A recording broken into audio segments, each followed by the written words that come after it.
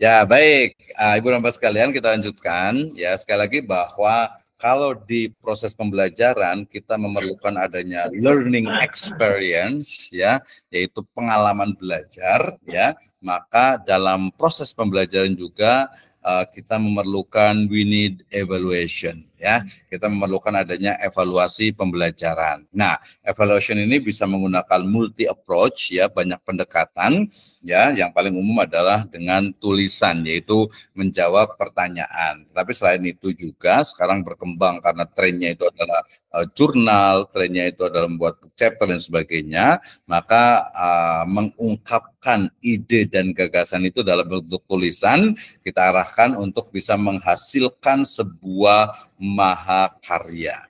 Nah, ya, jadi lanjutan dari UTS yang kemarin untuk UAS di semester ini mata kuliah filsafat pemikiran Islam itu akan fokus kepada penulisan.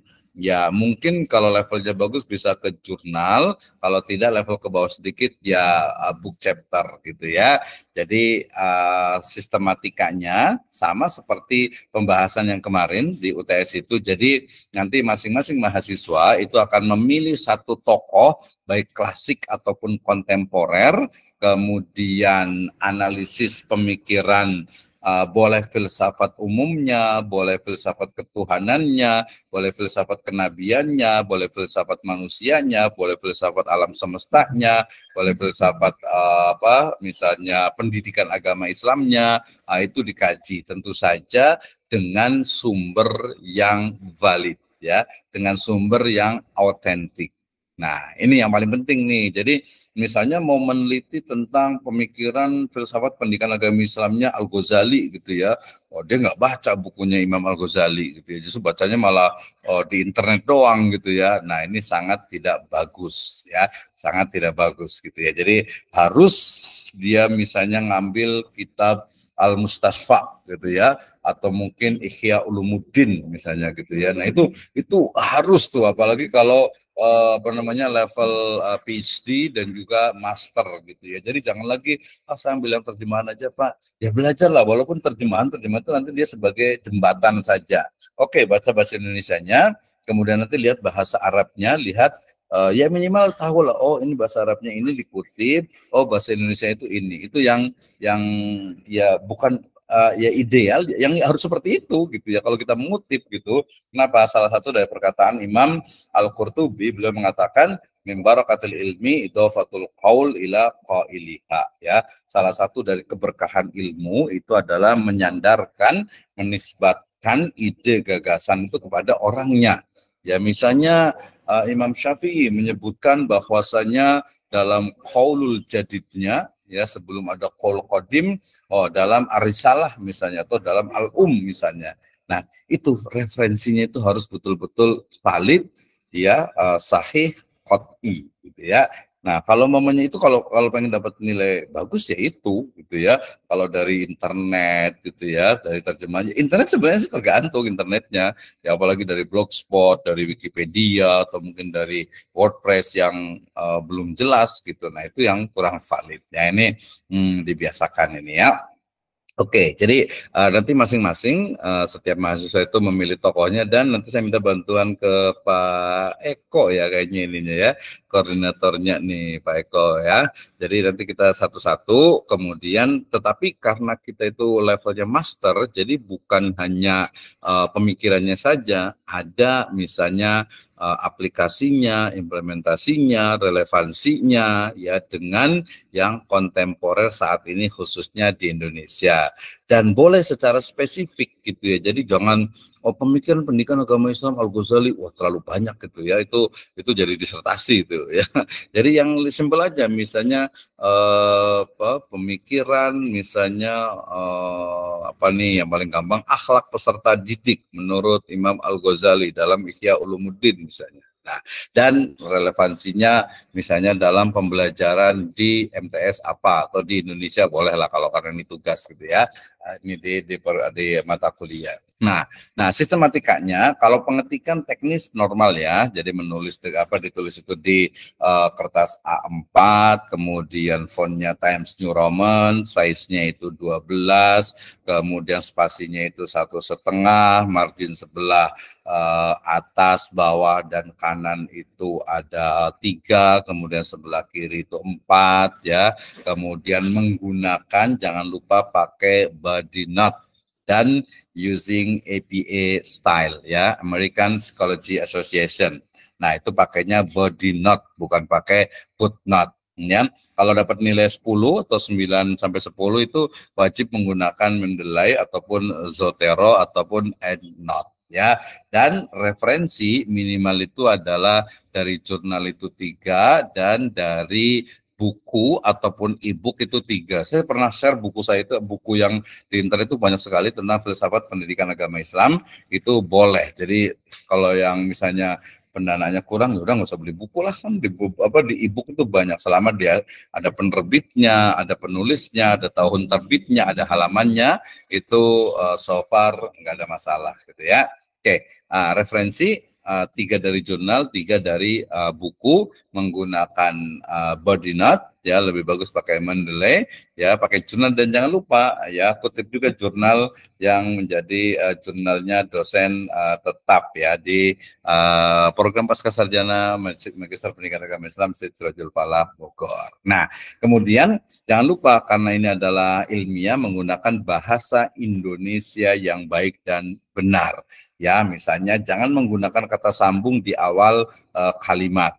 Ya, kemudian awalan di ya yang menunjukkan tempat dan waktu itu dipisah. Yang tidak menunjukkan tempat dan waktu itu berarti disambung. Gunakan bahasa yang baku sehingga nanti dalam abstraknya gitu ya, pendahuluannya, analisisnya, deskripsinya itu termasuk juga ada kesimpulannya. Nah, sekarang kita ke sistematika penulisan. Jadi sistematika penulisan pertama itu jangan lupa tulis nama, paling atas nama, kemudian di bawahnya itu ada email, kemudian baru institusi. Institusi boleh lembaga pendidikan ibu dan bapak sekalian, atau boleh juga pakai State Sirajul Falah Bogor, bebas ya.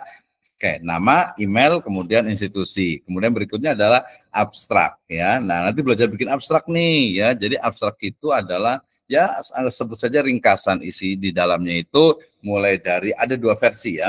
Ada yang dia pendahuluan 3 baris, kemudian tujuan dari penelitian itu paling 2 baris, kemudian metode penelitian yang digunakan, kemudian data yang digunakan, kemudian cara menganalisisnya, sampai kepada this research shown that gitu ya.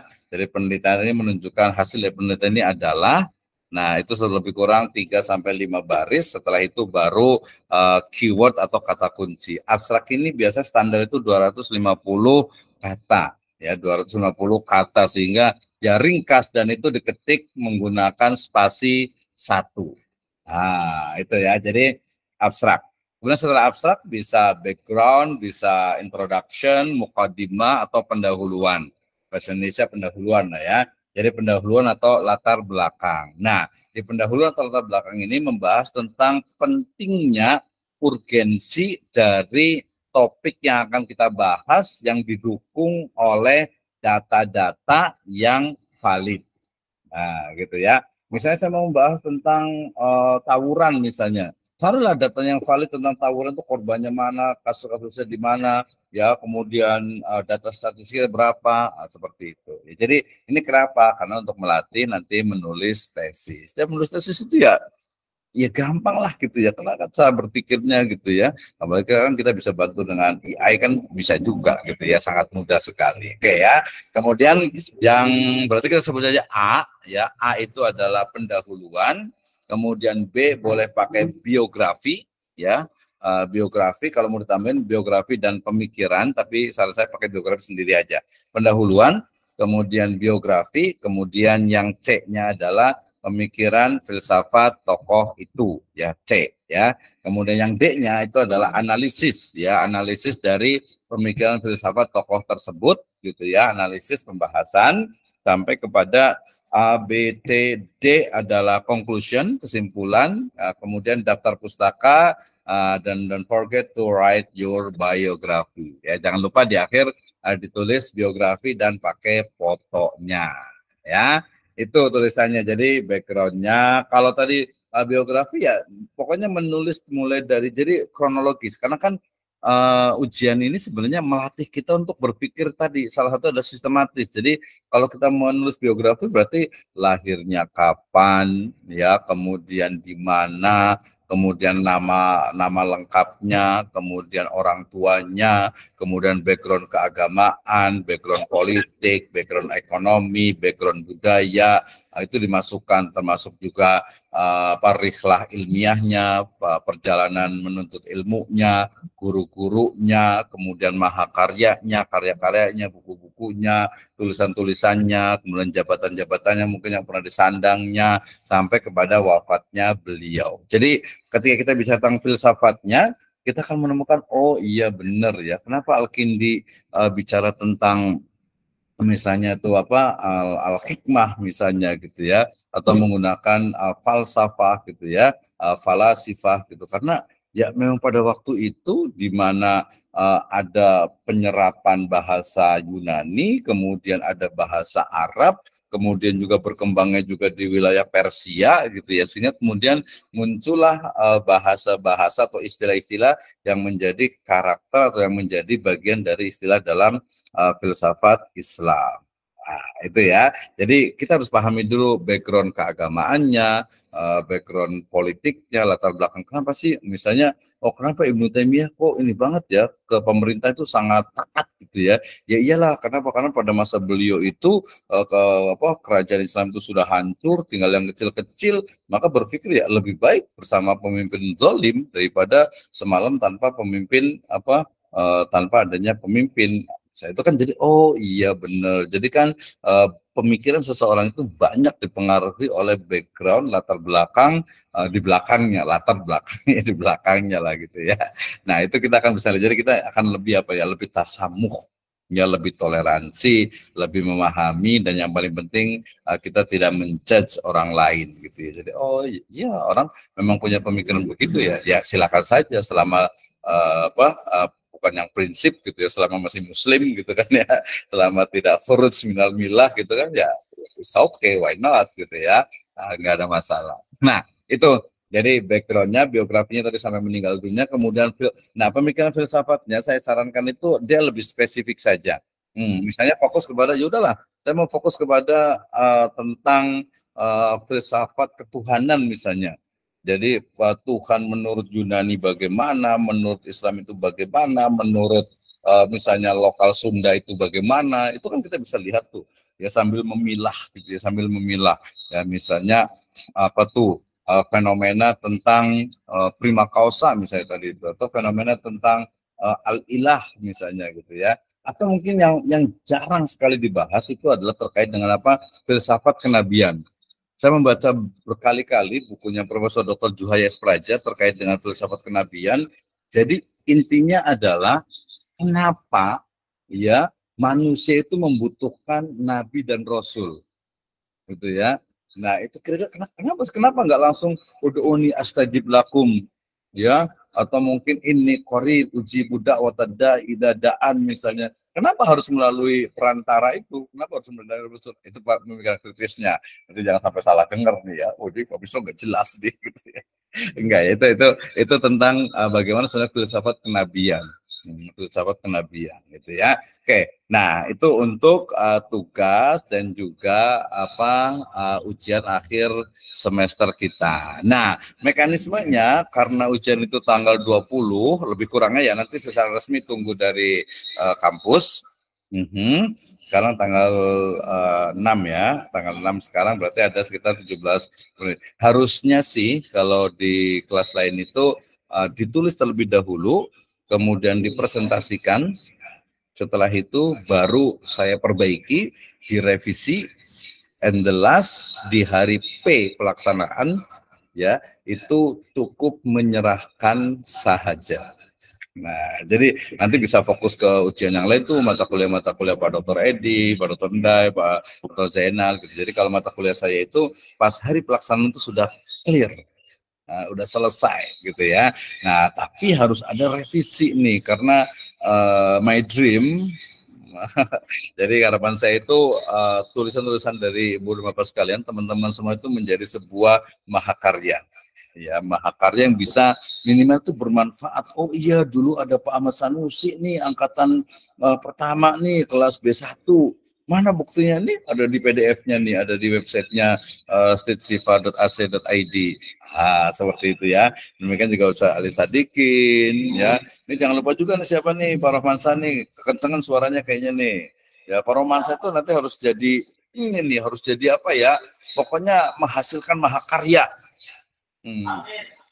Ya betul ya, nilainya A+ ya. Jangan amin nanti nilainya nih ya. Oke. Ya baik. Nah sebelum saya lanjut ke ujian lisan kita, ya saya ada yang mau bertanya nggak tentang challenge kita untuk UES? Ada yang mau nanya nggak tentang UAS nih? Ini pada on kan masih ya? Masih Pak Dokter. Biar semangat nih, Bu Ayi, Damina. Saya tanya ke Pak Muhammad Romansa dulu nih.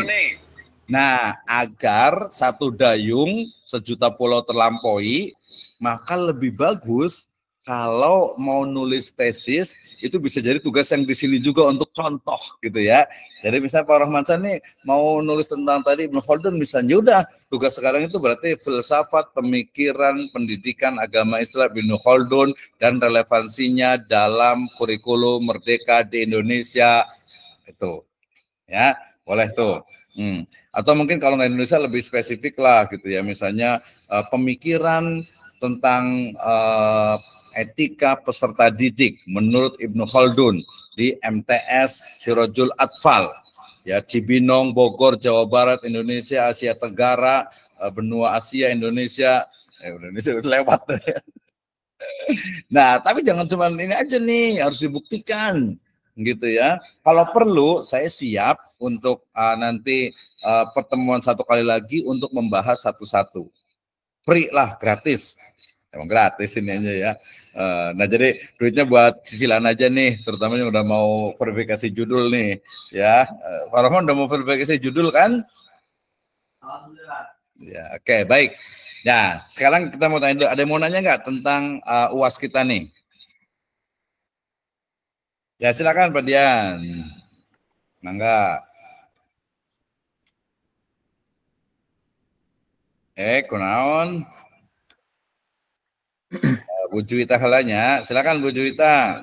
Bapak, Assalamualaikum Bapak, punten untuk tata cara penulisan nanti boleh dikirim nggak Pak? Tata cara penulisan artikelnya biar tidak salah. Tadi saya nulis baru sampai pembahasan soalnya. Oh iya nggak apa-apa, nanti boleh lah saya itu. Tapi intinya kan setelah pembahasan ya langsung kesimpulan, baru daftar pustaka dan biografi. Oke baik Pak, terima kasih. Oke, yang penting tulis saya dulu. Dan tadi kan dari sisi jadi yang dinilai itu dua. Pertama adalah yang zohir, nahnu nahkum bidzohir. Yang zohir itu adalah yang kelihatan tulisannya. Dari kelihatan aja, wah ini nggak rapi nih, rata kiri kanan atasnya, kemudian paragrafnya kurang menjorok, kemudian spasinya, pilihan hurufnya, pakai Times New Roman aja biar agak sedikit kalau menurut saya enak dipandang gitu ya. Nah itu udah. Yang kedua baru nanti lebih detail ke dalamnya. Ya latar belakang. Oh ya halaman tadi minimal ini ya, minimal itu 8 lah ya. 8 itu dikit ya, 10 sih sebenarnya, paling banyak 12. Nggak usah lebih dari 15 ya. Kebanyakan untuk kerajinan ngopinya gitu ya. Nah kalau umpamanya jadi analoginya itu artikel atau makalah atau jurnal itu seperti ini, seperti tubuh manusia. Jadi kepalanya nggak boleh lebih besar dari badannya, ya perutnya nggak boleh lebih besar dari kakinya. Itu mah busung lapar gitu ya, stunting kayaknya tuh kalau itu. Jadi kakinya juga harus paguh gitu ya, harus kuat gitu. Jadi mulai dari latar belakangnya 3 halaman lah, jangan 1 halaman gitu ya, atau 2 halaman minimal.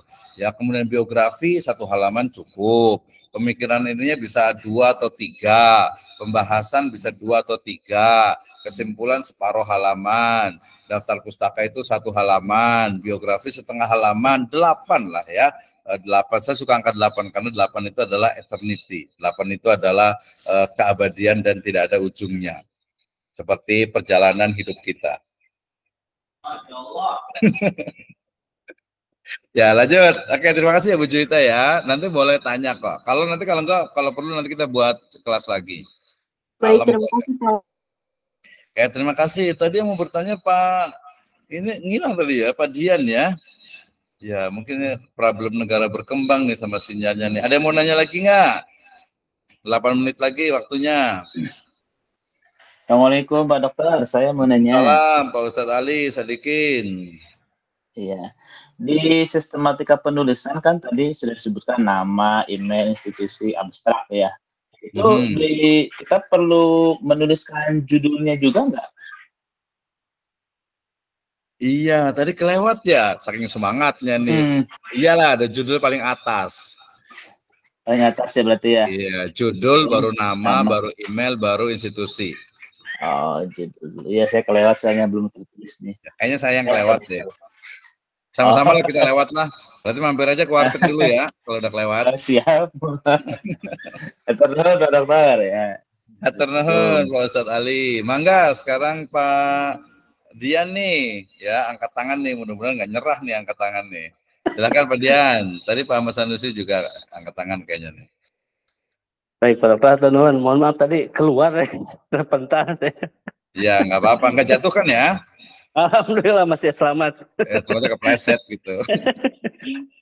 Ya Pak Dokter, mengenai tugas UAS yang kemarin kan memang di minggu sebelumnya ya. Itu Pak Dokter sempat menyampaikan terkait dengan langkah-langkah menuju UAS.